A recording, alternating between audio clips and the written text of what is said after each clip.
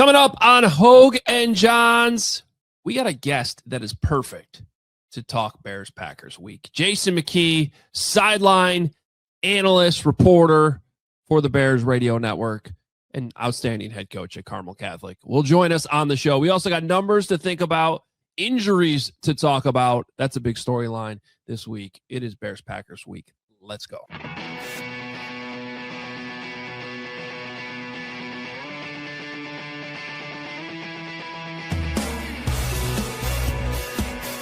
What's up?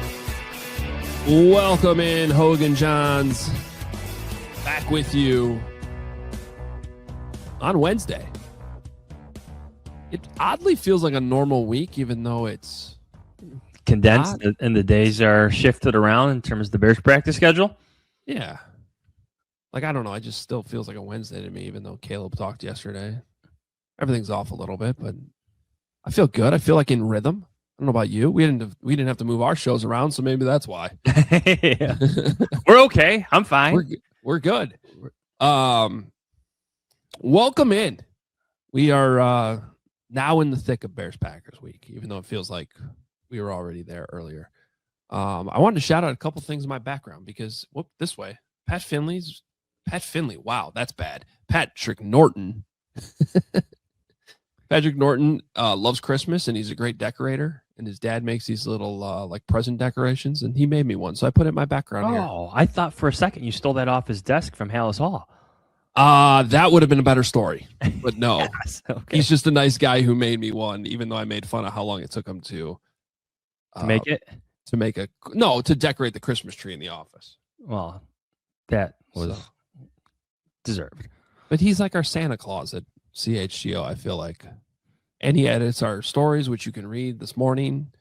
Our insider analysis column is out this morning. We took a little look at the impact of the injuries this week. Broke down that bully formation. Some good stuff on that. Film review in there. So make sure you're a diehard. Scan that QR code. And you get that great offer. $36 for an entire year starting. Yeah, I'm right not now. sure. It's also, sorry to interrupt, Johns. It is a perfect holiday gift right now because if you're like, unless you got Amazon Prime working hard, you're cutting it close here with the shipping. You can gift this to somebody in 2 seconds. You just scan that QR code. There's a little button you can say that, is this a gift? You say yes, and then you can send it off to somebody, and they get to be a diehard for a year. Yeah, super simple. And I'm not sure how long this deal is going to last, so get on it while you can before the prices change.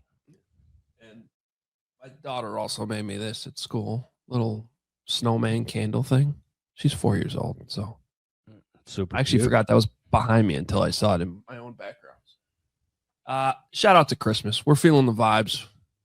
We're getting closer, and I think everybody's excited about this game on Saturday. We thought the perfect guest to bring in would be Jason McKie because I'm just gonna be honest. He does not like the Packers at all.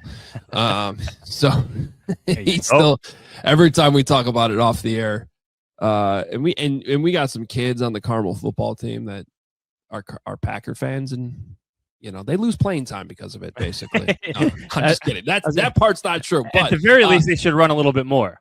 They definitely do hear about it from the head coach, and they know they better not wear any Packer gear to practice ever. For sure. So, but yeah, no, Jason's got some stories from being involved in this rivalry during better times too, when the Bears were like the one pocket in the last 30 years where the Bears actually had a little run under Lovie Smith of beating the Packers. So Jason's got some good memories, probably some bad memories too. And thought we'd bring him in on today's show. So should we jump right in with Jason? Let's do it. Jason McKie, sideline analyst and reporter for the Bears Radio Network, joining us right now. All right, J-Mac, I want to hear your best Bears-Packer rivalry moment, and I don't know, maybe your worst, or if not your worst, like one of the ones that didn't go so well. The worst, man. The funny thing is, the worst ones you forget about real quick. So that's going to be hard to dig up. I feel like during my tenure with the Bears, feel like I had more successes in terms of that rivalry than losses. So there's a bunch of good memories. I think in '05, I think that's we played up at Lambeau. We clinched the NFC North up at Lambeau, and I remember us all dancing in the locker room. That was a really good time. That was the first time I think Lovey actually won the NFC North, so that was a good one. '06, our Super Bowl year, our first game of the season, we went up to Lambeau. First game of the season, we beat them. I think it was 26-0. And there was nothing better than, being on the sideline and actually waving to their fans, like, have a good night, tuck yourself in, go get a brought in a beer, have a good night. So that was awesome too. But I loved playing there. I really did. I loved having the opportunity to play there because of the history, because of the rivalry, because of the fans. I mean, the fans are just, they bleed the Packers colors. And I can recall being on the team bus going up there, and it's generations of hatred. And you just got, grandma, grandpa, little baby in a stroller giving you the finger and stuff like that. So anytime you get to go up there and get a win, it's a good thing. But, I always love playing them at Soldier Field, too, because of our home field advantage and things of that nature. So really excited about a Saturday night and the opportunity that the Bears have. Every year during Packers week, your former teammate Olin Kreutz shares that picture of himself flipping the bird. Yeah. Do you remember when that's from? Can you recall like the actual moment he did that in the game? I don't remember. I can recall a lot of times he did that in games, but I don't recall that actual moment. But that just summarizes, the feeling that the Bears and the Packers have toward each other. The fans too. I can recall, coming home after a loss to the Packers and going out to check my mail, and my neighbors like, what happened? Like, what happened? I'm like, man, we lost. Like, leave me alone, man. I'm mad enough. And even in retirement, the same thing. I'm like, I didn't play. I watched the game like you. You know what I'm saying? So, yeah, but I can't recall when Olin, when that picture transpired. But, obviously not surprised. Well, I can speak from personal experience that I know that you still get upset, especially when the Bears lose to the Packers. So what was the feeling like, a couple weeks ago when it came down to the wire, almost got the win, not only from, how you were feeling personally being right down there in the action, but, just kind of what you felt being around the team too.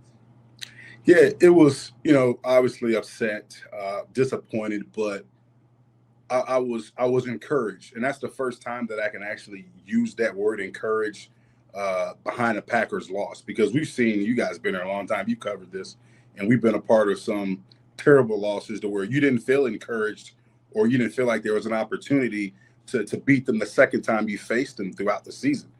And I was encouraged at the fact that, looking at the game and going through it and rewatching it and analyzing it, that the first half, pretty much didn't show up. And when you look at the mistakes that were made, not just in the first half of that game, but in the game in its entirety, it was a lot of self-inflicted mistakes, missed tackles, drop passes. We know what happened at the end of the game, the interception with Caleb and stuff like that. And when you're a team that has a lot of self-inflicted mistakes, those things are coachable. Those things are correctable. But it's another thing when a team is just flat out better than you. And there's like, hey, no matter what we do schematically, fundamentally, they're just better than us. They're going to kick our butt. So I really felt encouraged coming away from that game for the simple fact that a lot of mistakes that were made, which enabled you not to win that game, were coachable and correctable. One of the most encouraging things that I thought came out of that game was what the Bears did up front in the second half, especially during that 17-play scoring drive where the offensive line was physical. They were winning the line of scrimmage, and the run game was going again. As a former fullback, like, what has it been like being on the sidelines, watching this offensive line get going and watching the running backs do what they do this year for the Bears? It's been awesome, just from a standpoint of just seeing the scheme, right? Just seeing a simple concept or a simple run concept, but the different ways he gets to it, the different ways they formation it, the different ways they shift to give themselves a numbers advantage to the side of the ball that they're running, or to give them an angles advantage in terms of making the lineman's blocks easier, making that running back's read or his aiming point clearer. So I love that, to see the different ways that Coach Johnson and the staff puts this run game together, whether it's a zone scheme, a gap scheme. It's been awesome. And it's awesome to see how, this offense in its entirety is put together. Everything works off each other. Like every play is layered. So, a base run, you'll have layers to it. You have a play action. You have a movement, which is a boot. You have a screen off of it. You have a deep play action off of it. So it's awesome to see. But in terms of the run game, it's good to see you have an offensive line, right? The interior of that offensive line, the three guys you brought in. When have we seen that you bring in three free agents to replace a position of need, all hit and all be playing well at the same time? Like, when's the last time? When have we seen that? You know what I mean? And it's awesome to see, like, not only these guys playing well, but they've elevated the play of the guys around them. Darnell Wright's starting to play better because he has those guys on the interior, right? You bring in a rookie, Hoge Jahns, is playing better because he has a Joe Tooney next to him. And it's good to see that these guys are executing at a high level in terms of their technique. But at the point of attack, right, the physicality in which this entire offense is playing at, O-line, running backs, tight ends, receivers, all required to block. But at the point of attack, they're all physical. And we've seen receivers here, and I ain't going to call out no names, there's receivers that don't want to block. And that's just what it is. But these receivers are going in. I mean, I'm seeing DJ Moore lead up on a linebacker. I've seen Rome lead up on a linebacker. It's awesome to see. You're seeing running backs running with a different level of physicality, right? They're trying to find that 4.5 that Coach Bieniemy talks about, right? There's no hole there. Well, you got to find 4.5. Well, 4.5 may be right through that linebacker's face mask, and you're seeing that from this offense. So when you have that type of physicality that resonates throughout your entire team, and you combine that with a coaching staff that understands scheme, they understand angles, they understand numbers and things of that nature, and creative ways to get to different things to give their team a competitive edge, where you're starting to see the results of it. J-Mac, with Darnell Wright, I think the most impressive thing, and it almost took Caleb Williams yesterday having to call him Bucky the Winter Soldier because he's only got one arm as a nickname to kind of remember. This dude is actually playing he's still hurt. Like, he's got that big brace on his elbow. He got a pretty significant injury earlier in the season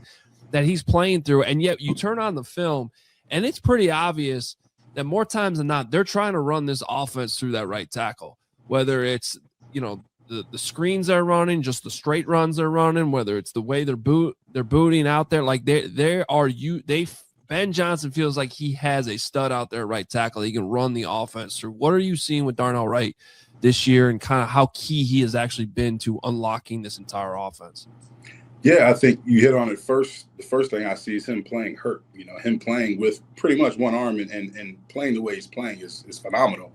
And I think the thing that's most impressed me about Darnell Wright is his athleticism and his ability to execute blocks out in space, right? So you see it in the screen game. You see it when they run toss crack, in which he's pulling out there on the edge, and a lot of times he may be blocking a safety or a corner, and those guys are hard to block because they got what you call wiggle, and they'll jump out the way and make a tackle, and it's hard to be able to get a really good block on those guys because they have so much athleticism they can avoid it. But he just has a knack for being able to make really high-level blocks in space, and you see that.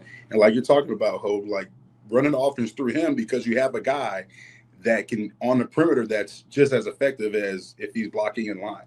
And when you have a tackle like that, that's really hard to find a big tackle like that has that athleticism, be able to execute blocks out in space. So that's what I'm saying. He can do whatever you need him to do, whether it's in pass protection, whether it's in the run game, doesn't matter the scheme, outside zone, inside zone, power, counter, duo, whatever. He can execute any type of block that you need him to execute, and he does it with really good technique. You just mentioned a little bit ago, Eric Bieniemy telling his running backs that sometimes you have to run through a linebacker for that 4.5. Yeah. The last time the Bears played the Packers, I think Kyle Monangai literally tried to do that, and he broke off part of a helmet from the Green Bay Packers linebacker. What have you liked most about Kyle Monangai? And I have a theory, the way that Monangai is running, I feel like DeAndre Swift is feeding off of it because the last game against the Browns, that's one of his best games just in terms of breaking tackles, in my opinion.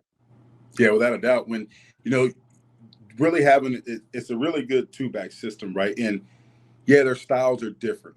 I think Swift obviously is more shifty, has a little bit more wiggle. But, obviously we know what Kyle Monunga is. He's a one-cut downhill all-business runner. But at the same time, when you have a rookie behind you as a veteran running back, and you see what he's doing, like you talked about, Adam, running through guys' face masks and running downhill with physicality. And I call him the ball of violence. Like he gets that ball and he's downhill. He's like a ball of violence running downhill. And when you see that guy go on and rip off a big play in which he's, maybe a simple 5-yard gain, but he's ran through 2 defenders. It's like, hey, I got to come in here and I can't be out here tippy-toeing, right? I've got to make something happen. So I think it's they feed off of each other. It's friendly competition, and competition brings the best out of everybody. You look at last year, I think DeAndre Swift, last year there was, we could talk about the O-line, we could talk about his running style, but we didn't see that level of physicality all the time in terms of his running style. And it could be because he didn't trust the offensive line. It could be because he didn't really, there was nobody behind him to push him. But I know DeAndre Swift's really good back, and he's showing you that, hey, you know what, I've got to come out here and I've got to make the most of my carries because Ben Johnson came out and said it a few weeks ago. I'm going to ride the hot hand. And if I've got the hot hand, I'm going to get more opportunity. So I think it's good competition for both of those guys, but it's good for this Bears offense because, whoever's in the game, they're going to give you all they got. Johnsy, J-Max, obviously our head coach at Carmel, but he's also been coaching the running backs, forever since he got there, even before he was head coach. And we've always had, at least 2 good running backs, it feels like. When you're the position coach on the sideline trying to figure out the hot hand or, when I need to put this guy in versus this guy, what types of things are you looking for in the moment? Because I feel like that's one of those things where you go in with a game plan, but you got that almost feels like more of like a gut feeling within a game, how the game's going. Yeah, I think it's all based upon the situation, based upon the play that you're calling. If we're calling a screenplay, I know that has an opportunity to possibly hit for big yardage based upon the structure of the defense that we're being presented with. And I'm going to go with the back who's ran the screen better that week, who has the timing in terms of the screen, also who's going to catch the screen. You got to have the hands to do it too. So, yeah, I think it just depends upon, the hot hand's one thing. I think the play that you're going to call dictates that, as well as, like you say, if I've got a guy in there and I've ran the ball 3 times and he's getting 5 yards a pop, then, hey, I got to keep feeding him because he's in the groove, he's in the rhythm. And some running backs, it takes them a while to get lathered up. So they got to have 2 or 3 carries. Thomas Jones was like that. You couldn't really give Thomas, 2 or 3 carries and expect him to have a big day. He had to get lathered up, 5+ carries, and then he was in a groove. So, yeah, it's just a feel thing and, also dependent upon what you're calling. J-Mac, what was your vantage point from the sideline on Caleb Williams' second touchdown pass in the back of the end zone to DJ Moore? Yeah, man, that was I was literally – so if you go back and watch that clip, as he's catching it, I'm in the end zone. So when he runs out of bounds, I still had a little athleticism. I'm right there, and I had to dodge out the way because he came running right at me. And so it was a good view. The second one – actually, no, I'm sorry. That was the first touchdown call. The second one was but the second one, it looked like it was close. I was, when he threw it, you're like, oh boy, is this going to be picked off? But with Caleb's strong arm, it got there, and DJ made the play. And I talked to Caleb about that play after the game. He said he put it in a place to where only DJ would have an opportunity at that football. And when you have a strong arm, you have that belief, you take that chance, and you got a good result. Sometimes, some quarterbacks you ain't going to get that result, but when you have that type of arm and belief in your arm, you get that result. So it's a part of development. There's going to be growing pains. There's going to be times where you make that's a throw in which you may make. It may, result in an interception, unfortunately. But, this time it resulted in a touchdown because he had the belief in his arm, and he also put the belief in his receiver. That type of belief, that type of confidence, even like his comments after the game to you and to us, like, no, I can make every throw. Yeah. Like, what does that do for a locker room? What does that do for the offensive players? Like, how much does that locker room love hearing and feeling that confidence? Yeah, as a player in that huddle or on the offense or just in the locker room in its entirety, as you're alluding to, it breeds confidence because I know I have a quarterback that believes in himself. I know I have a quarterback that believes he can lead a team. I know I have a quarterback that believes he can lead us to victory. And you can see, I've been playing with some quarterbacks that were unsure when they got in the huddle. You can tell from the play call. If they're not calling that play with confidence, you're like, man, we're not scoring. Like, you know what I mean? I don't know if I have faith in this quarterback. When you have a quarterback that gets in the huddle and that demands your attention, that calls a play with confidence, but then goes out there and makes plays with confidence and executes. So then, hey, you're going to run through a wall for him. And I think that's what we're seeing. I think the guys, they understand there's going to be ups and downs with quarterbacks. It is with all the quarterbacks, no matter how good they are, how long they've been in the league. But when you have a young quarterback that's continuing to improve each and every week, that's continuing to have a firmer grasp on the system, on the scheme, on the offense, and then he goes out there and makes plays that a lot of quarterbacks can't make in this league, well, then you're going to make sure that you're doing your 111 or your job to go out there and execute to make sure that you're doing what you're supposed to do to help this offense, this offense move, but to also help generate wins. So it's, this has obviously been a fun season for all of us to kind of watch this thing come together, and the style of play, the physicality, all the stuff we were talking about with the offensive line, which seems like it's been forever that we've seen this with the Bears. And yet I think Ben Johnson especially has been looking at this every week, been like, man, there's still more out there. Like we could still be so much better, especially offensively. Like you can hear it when he even just post game, just the way he's talking. What do you feel like is still out there for them? That's like, we keep talking about Caleb, like, and I keep saying that I think Caleb, like, when it's really going to click, it's probably going to be sometime next year, more than like all of a sudden in the playoffs this year. But what do you feel like is realistic for them to still get better at this season to reach a higher level? Because I know people don't really want to go there, but when you look at the landscape of the league right now, like, it's wide open. I don't think you should put a ceiling on any team right now, because if any of these teams gets hot and figure some things out, I think any team could realistically win it. Yeah, it's just, as a coach, as a coach, you're always going to try to find ways that you can get better. There's always things to clean up. There's always things that you're trying to do and implement to make sure you have a competitive edge against your opponent. You got to give praise when there's praise to be given, but you also have to continue to coach hard and try to clean things up, because you never know what's going to happen. Like, you never know what play is going to determine the outcome of a game. And, Coach Johnson, like, it's the first time I've seen him crack a smile after I think it was the DeMarco. It may have been after CJ's interception. He cracked a smile. He was pumped. That was the first time I seen him crack a smile on the sideline. But to answer your question, it's the little things like the killer instinct, right? To be able to get the takeaways in which we're getting defensively, but then offensively to capitalize on those takeaways, having that killer instinct, right? We've seen a lot of times, despite, a team's record, a good team, bad team, we've seen times where we had opportunities to really put the game away, and we didn't capitalize, on good field position. We didn't capitalize off of a takeaway. Necessarily. We didn't capitalize off a 2-minute drill like we saw last week, in which he was alluding to being mad that we left some things on the table. We left points on the table because you didn't finish that opportunity in the 2-minute drill. So it's a lot of things as a coach. Like, there's always going to be things that you want to work on. There's always things that you can improve upon as a team, and that's your job. To look at the good and like I said, to give the praise when the good is happening. But you always got to bring up the things that you can clean up to make sure that your team stays humble and hungry, and that's how you're going to continue to get the best product out there on the field.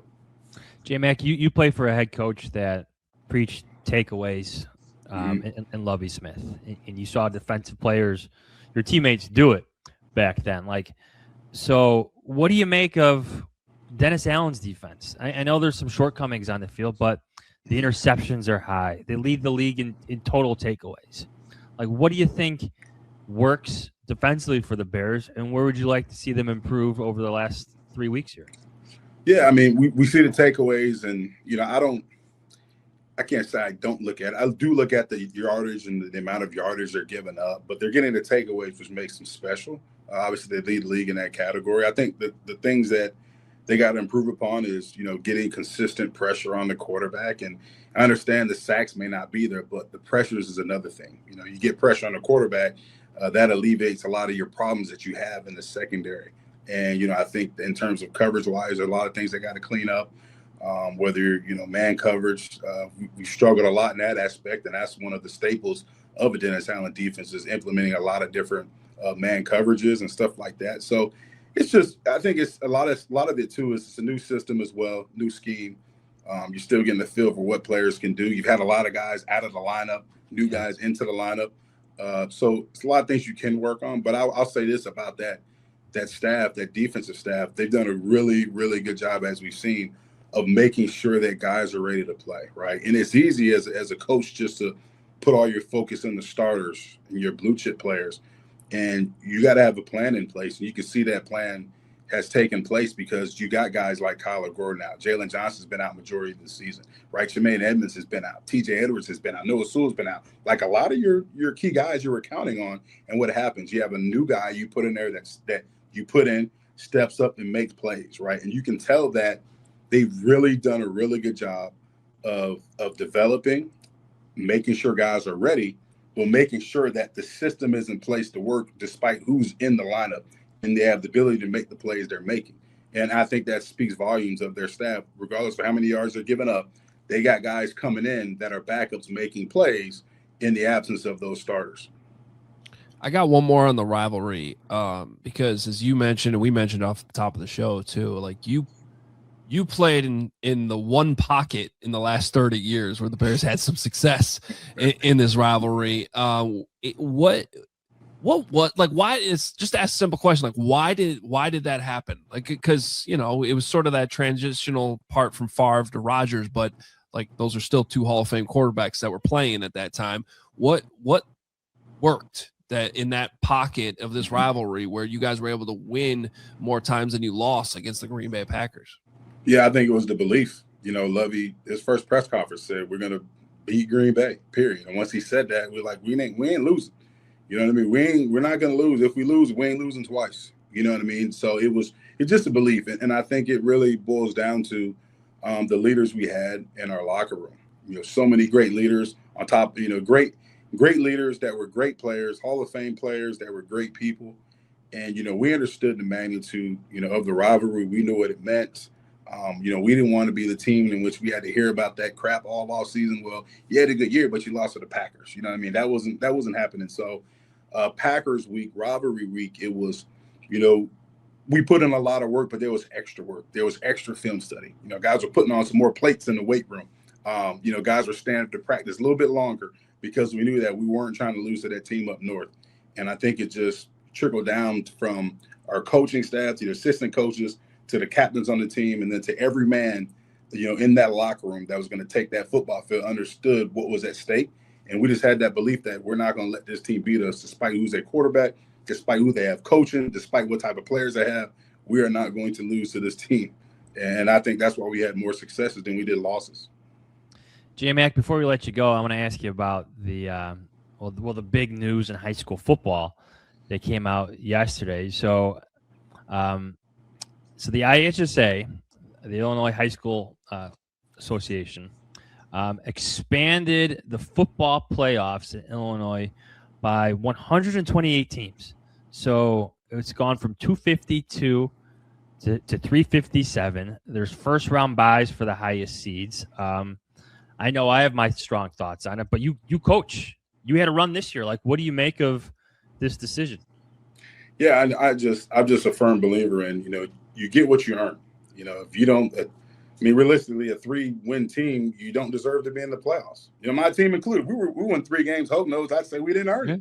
We don't deserve it. So it's not like, it's just sad because, back in the day, everybody got a letter of participation, right? And what is that teaching our kids? It's teaching them that, hey, it's teaching them not to compete. It's teaching them to be average or mediocre. It's teaching them to be complacent because they know they're going to get that certificate. They know they're going to get into the playoffs. So I just don't understand, it is what it is. The rule's out, but, I just like it. But at the same time, it's like, okay, if that's what you want to do, whether you're going to get a team that's, a really good team that's won 3 or 4 games, they're going to go in against a team that may be undefeated. And because that team's schedule was harder because they played pretty much a playoff schedule throughout the year in its entirety, when they go in that first round and play a team that next year didn't have the type of schedule that that team that's playoff ready had, and they get beat, then what's the argument going to be? What are we going to change then? You know what I mean? It is what it is. You got to, in life, you get what you earn. And I just feel like now we're just, handing out an olive branch saying, hey, everybody makes the playoffs and everybody's getting an opportunity, even if it isn't earned. So, yeah, it is what it is. I don't agree with it, but hey, it is what it is. I think that's what used to make football special in the state. Yeah. Like every basketball team makes the playoffs. Every baseball team makes the playoffs. But in football, you have to have a certain record and a certain number of points to qualify for the postseason.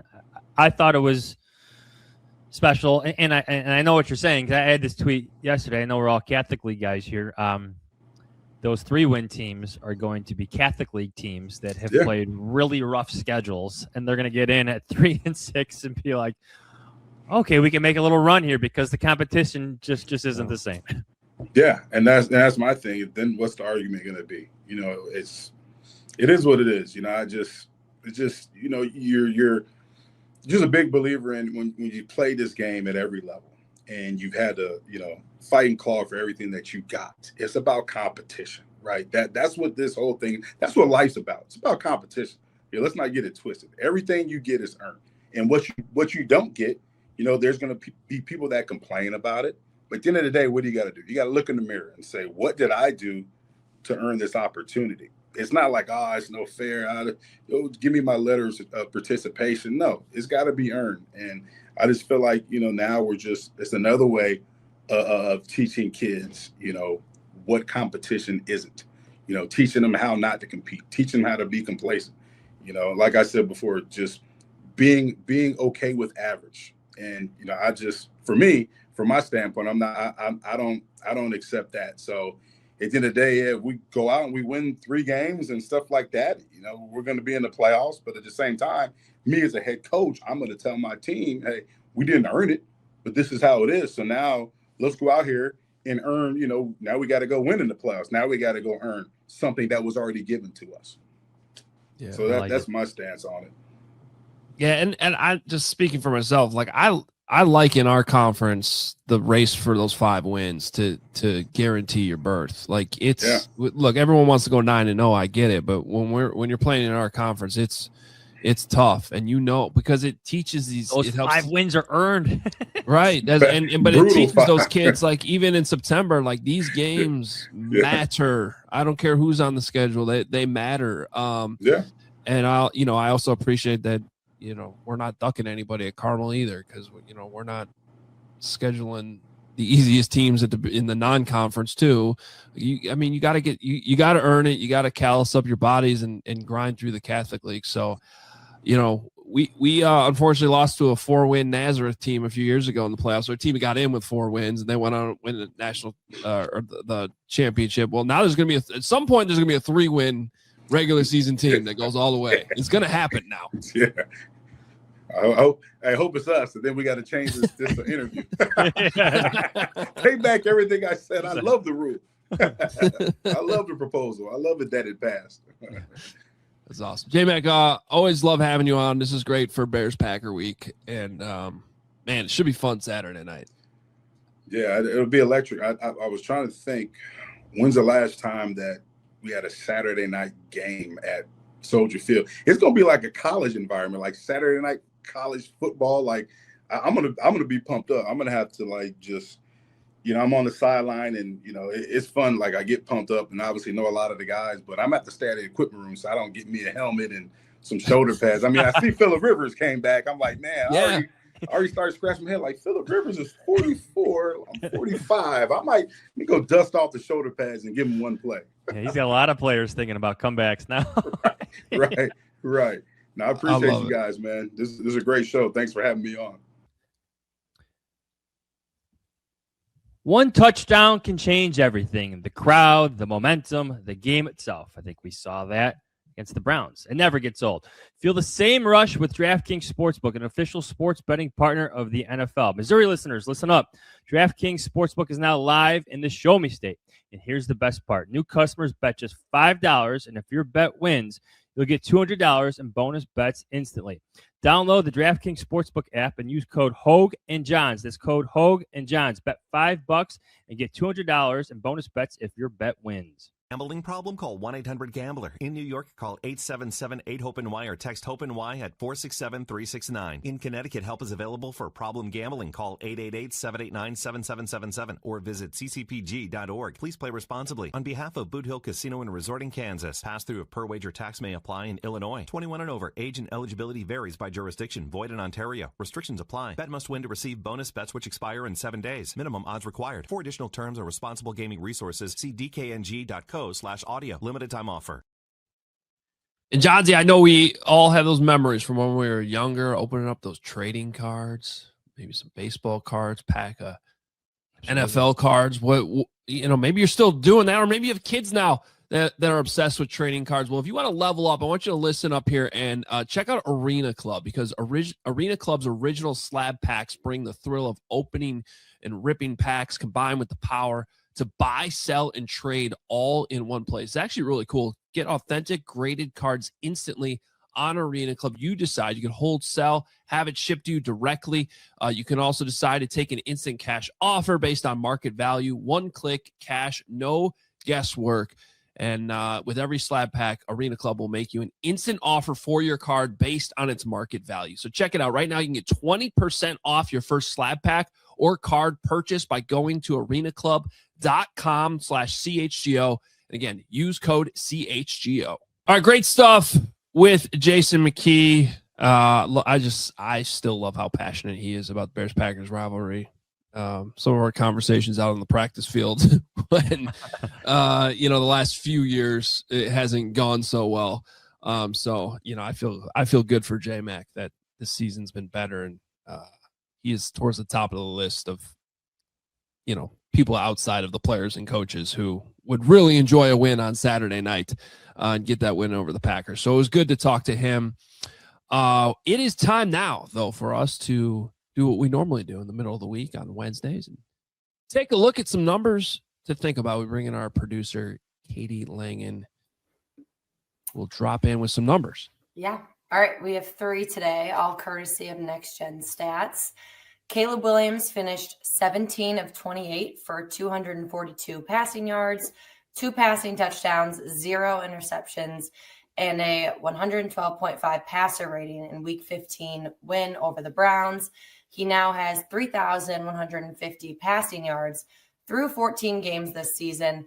He needs 283.3 passing yards per game in the Bears' final 3 games to become the first player in Bears history with 4,000 passing yards in a season. So I know that was a goal for him coming into this year, but here's a question for you. Do you think he cares about that anymore? Or it's just now he's thinking about stacking wins, getting to the postseason? This is a great question. It's a great number to bring up because, yes, I think as a competitor and somebody with personal goals, he does care about it. But the season has changed in the fact that this is a team with a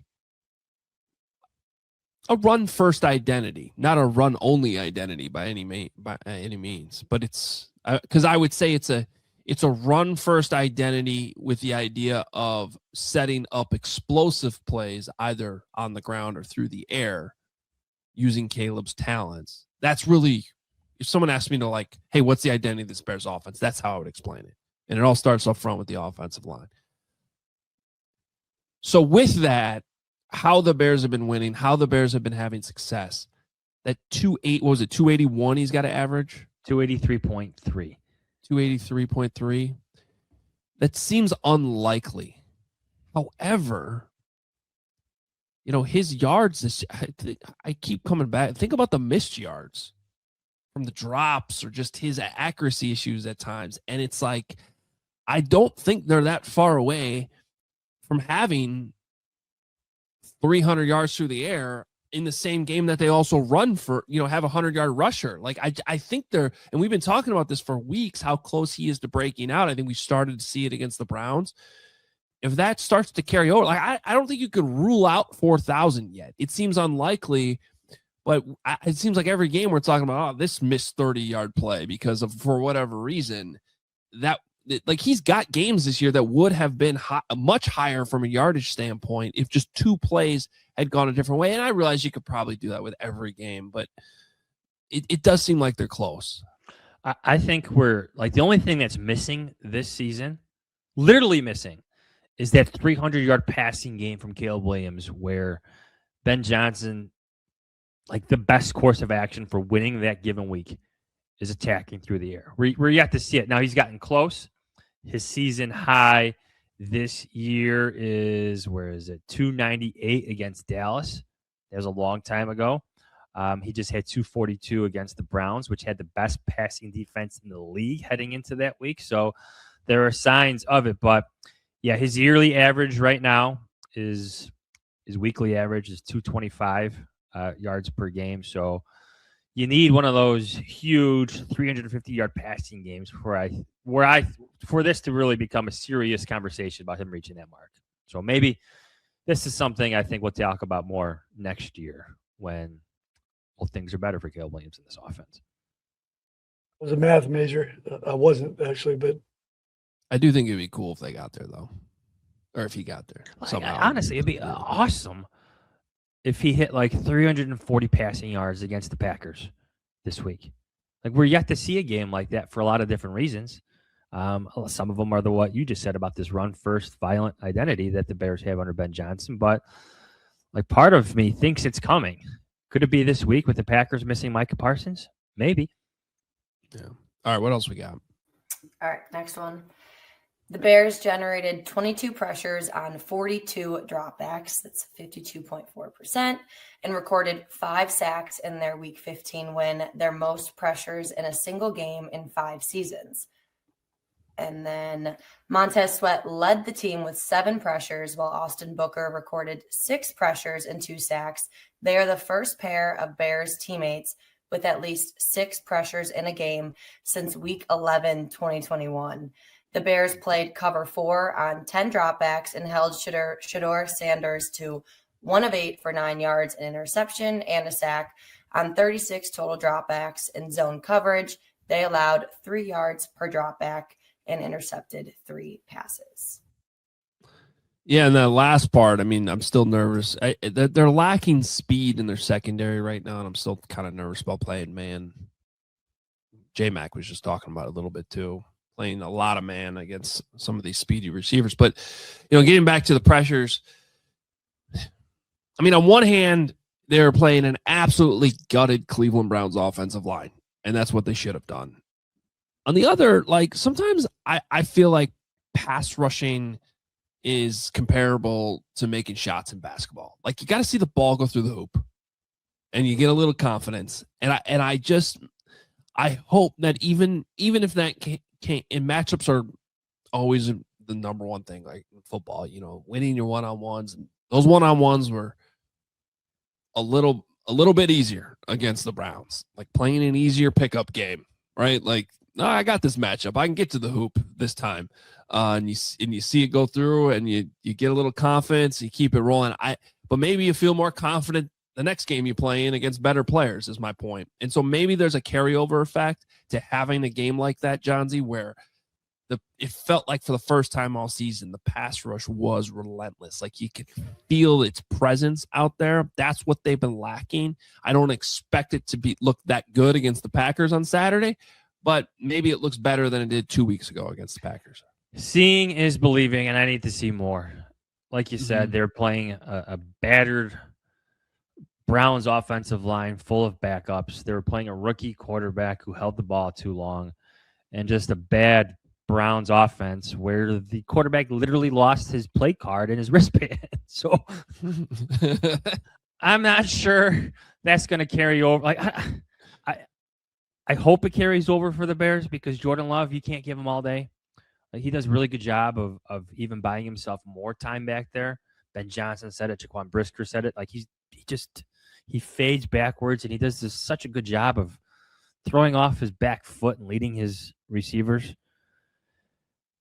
But if they have a similar game, I think we're talking about a lot of good things come Sunday morning when we do our show. But I have to see more to really believe in what the Bears did against the Browns.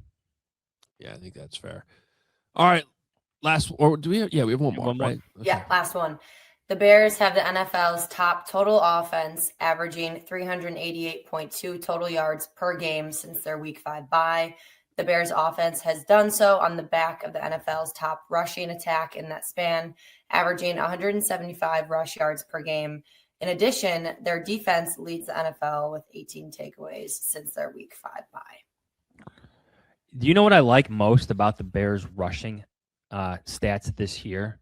Remember a few years ago, like in 2018, when they went 12-4, had an outstanding season. The takeaways were there on defense too. But Mitch Trubisky's like rushing stats kind of inflated everything. Yes. It inflated his QBR. It inflated their rushing stats 100%. It was deceiving. So this year, that does not exist. I mean, Caleb has scrambles. He runs for first downs, but it's not on the same level that Mitch Trubisky did in 2018. And I like that. I think this is a good thing. Like the other good rushing team, the other elite rushing team in this league is the Buffalo Bills. And I'm not taking anything away from Josh Allen and James Cook, but we know Josh Allen's rushing numbers are part of those numbers in Buffalo. James Cook is an outstanding player, but you get what I'm getting at. This is DeAndre Swift. This is Kyle Monangai, and this is the Bears' offensive line winning every single week since the bye week. The Bears have something so good here. They do, and I think another big difference with 2018 when people ask me that is just the overall toughness and physicality up front with the O-line. Like I just think it's a completely different level. It's their identity. They're bullying teams. You got a head coach that literally is thinking about Jonah Jackson's trap block on Mason Graham as he's going to bed at night. I love that. I'm picturing Ben Johnson and Greg Braggs just laying in bed, separate beds, obviously, but thinking about just laying there, thinking about like moments like that, not being able to sleep. Yeah, like that. It's the world we live in now. You know, I would lay in bed and like go through like, you know, my son's highlights from games and just like, you know, slowly scroll through them. There's Ben Johnson in bed, like going over all the pancake blocks that he gets every single week from his offensive line. You know, just slowing it down on his iPhone, rewinding it back, watching it again, moving on. Yeah. And you were on top of that really early, with your story and just the impact that's kind of having. It's kind of a roller coaster effect, right? Like you just feel it. Everybody's motivated right now to have blocks like that. So yeah, it's, I think that's a big difference. And the other thing that is really impressive about that stat is, John, I remember doing my whiteboard segment like before the Raiders game, and they're like EPA per rush. They were like 30th or 31st. They were really bad. Like it's remarkable how much it has changed since the bye week. They're the number one rushing team in the NFL since week 5, when they were god awful before, like in the first 4 games. Like they couldn't run the ball. Ben Johnson was pissed. It's remarkable. What a change. Yeah. Crazy. One of the reasons why we're talking about the Bears being in the playoff race, that run game. Oh, yeah. Without a doubt, it's changed so much. You know, that and the takeaways, I think, have really been the most dominant aspects of this football team this season. All right, we got to take our last time out. We will come back and wrap up. I have 2 thoughts, believe it or not, Johnsy, on the Miami Dolphins. But it has to do with the Chicago Bears, I promise. But first, whether it's peak performance or becoming a better father, better husband, or better man, Game Day Men's Health wants to support every man's health journey through personalized care tailored to your goals. We had the Game Day folks into our office twice, actually, at CHGO. They came in,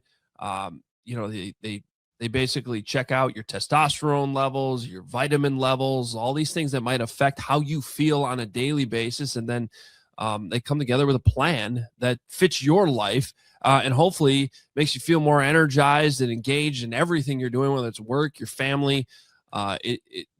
great people too that really care about you, care about your family. It was a very easy, quick process. If you check out one of their locations, you'll be in and out just within an hour. So check them out. Start your best life with Game Day Men's Health. Scan the QR code on the screen or go to GameDayCHGO.com. That's GameDayCHGO.com to find locations closest to you. Adam, the holidays are meant for giving, but that doesn't mean you can't get something back, too. Between road trips to see the family, hosting family dinners, and countless grocery and gas runs, this season can put a strain on your wallet. The free Upside app helps you earn extra cash back on the things you're doing already, filling up at the pump, grabbing dinner on the go, making more than one trip to the grocery store, all those practices back and forth. With Upside, you're getting more in your pocket during the season when you spend the most. And yes, it's cash back, over $1 billion given back to users so far. There are over 100,000 gas stations, grocery stores, and restaurants on the Upside app, ensuring that cash back is always around the corner for you. The Upside has given back $1 billion to its users. To find out how much you could earn, download the free Upside app and use promo code Hoge Jahns to get extra 25 cents back for every gallon on your first tank of gas. That's an extra 25 cents back for every gallon on your first tank of gas using promo code Hoge and Jahns. All right, John, since we started this show, a couple of news items have come out of Miami that have piqued my attention. The first is the bigger story in the NFL, and that is that Tua Tagovailoa has been benched in favor of Quinn Ewers. And the second I saw this pop up on my Twitter feed, it reminded me of when Jay Cutler was benched for Jimmy Clausen. It was this time of year. In the middle of a lost season, things were going south. Everybody's looking for somebody to blame. Obviously, Cuddy wasn't having a great year. They had moved on from Josh McCown the year before, and it was like just weird things happen when seasons spiral. And Mark Trestman had this brilliant idea of, you know what, we're going to play Jimmy Clausen. Was that against the Browns too?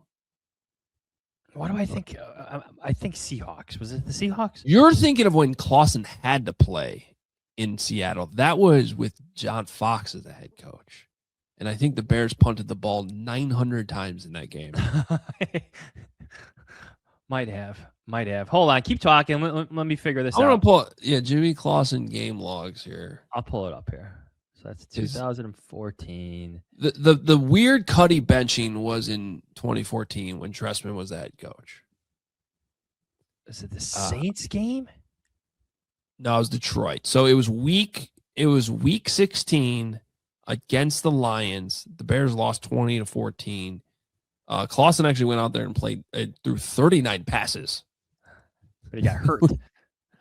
Which is insane. But he got hurt, right? Suffered a concussion. Yes. And Jay Cutler came back and started the last game. And then proceeded to play 2 more years for the Chicago Bears. Right. Well, and that's what's interesting to me is I think there's a lesson to be learned there. One that Mike McDaniel did not learn. Yeah, well, one is like, what do you do? Like, what is the point of this? I don't really get it. But if you're even having these thoughts, like Tua's probably not your guy going forward. Like that was the mistake I think the Bears made. Like they gave him a contract extension. This would have been the first year into that last extension, right? They gave it to him going into the 14 season. So yeah, like Cutler, and there were some coaching candidates that said that at the time after they fired Trestman. They're interviewed for that job, and they're like, "I want this job, but Cutler's not going to be my quarterback." Yeah.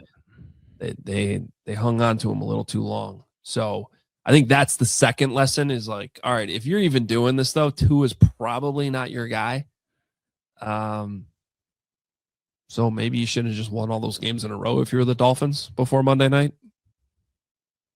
Help your draft status to draft the next guy. I don't know. Yeah. Anyway, that just caught my eye. That was more of the fun item. The second one is they're going to release Matthew Judon, who the Bears tried to trade for before last season. They were in discussions. Now, Judon ended up with the Falcons and looked like a shell of himself, and then he ended up in Miami this year, and I don't think he has a single sack. He has no sacks on 337 defensive snaps this season. So I don't know if you're the Bears, is that worth claiming off of waivers? I don't even know what his contract is this year. I'm assuming he's not making much, though. I'm going to say no. So 13 games, 3 starts, 337 snaps, 0 sacks, 1 tackle for loss, 3 QB hits. He's on a $3 million contract this year so you'd be claiming him with 3 games to go. 4 games to go, I'm sorry. No. 3 games to go.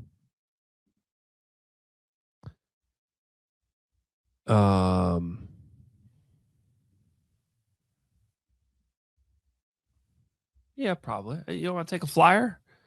Really? You would? Okay, fine. I don't know. I just convincing that's well, we just got done talking about how we still. I don't know how much of a difference Judon's going to make, but sometimes these guys like they reach into the bag and they pull out a little bit more motivation, knowing that they're going to join a playoff team. Yeah, you know what I mean? Yeah. And I would agree that depth is always important. You can never have enough pass rushers.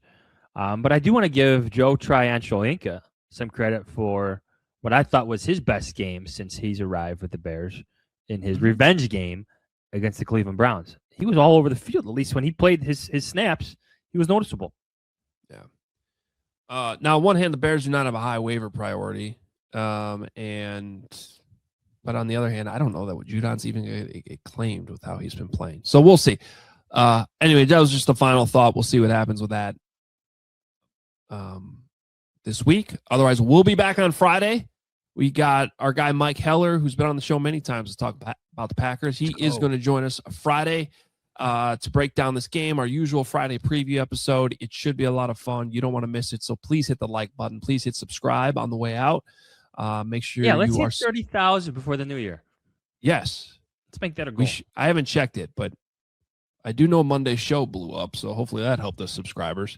If you're watching this right now, please hit subscribe. It's free and helps grow this channel. Also, listen to the podcast version as well. Hit, follow, subscribe, whatever podcast app you use. We are there. 3 episodes a week, technically 4 this week, because we're going to be back on Sunday to recap Saturday night's game. But for now, we'll sign off with our midweek episode. We will talk to you on Friday for our second Bears-Packers preview episode of the season.